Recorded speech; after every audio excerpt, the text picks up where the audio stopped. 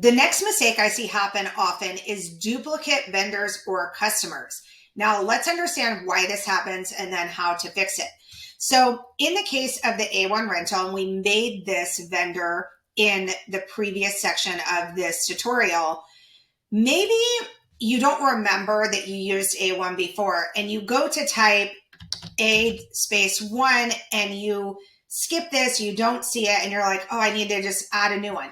And this happens. It happens to everybody. It happens to me where I'll see Walmart is one word and then Walmart with a dash. So there's a lot of reasons that this can happen, but let's take a look at how to fix it. So we'll say here, A1 Rentals. And again, QuickBooks is just going to make this a new vendor. So that's not what you want, because then again, if you're looking at how much you paid this vendor, you have two of basically the same vendor that you're not able to look at what you paid in total because there's two of them. And that's not really good bookkeeping, and it's not going to give you good data. So here is how to fix it. When you have a duplicate, when you recognize that you have a duplicate, or if you even just want to go in and look if you potentially have duplicates, you are going to go into, and this was a vendor, so we'll go here to expenses. Let's move me out of the way. And we will go to vendors. Now, under sales, you could go to customers. So these tabs are going to look very similar.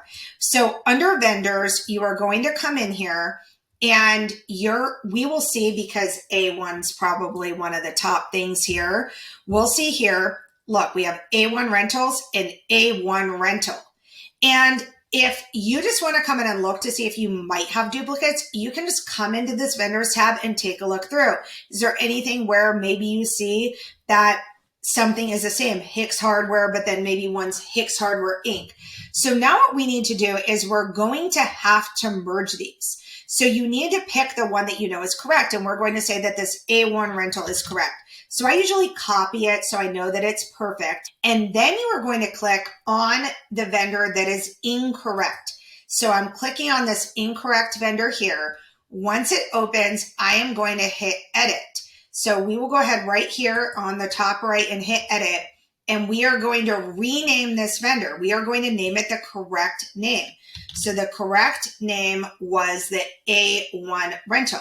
When I hit save, QuickBooks is going to immediately prompt me and say that there's already a vendor with that name. So it will say here, would you like to merge the two?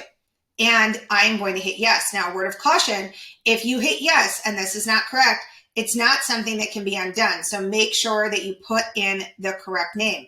So I'm going to merge the two. Once I merge them, so you see here, this incorrect one is now gone. There's no transactions there.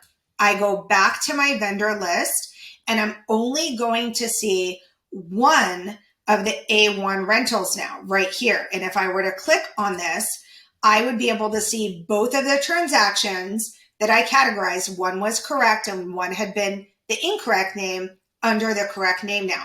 So this is how you can merge vendors together. You can also do this with customers.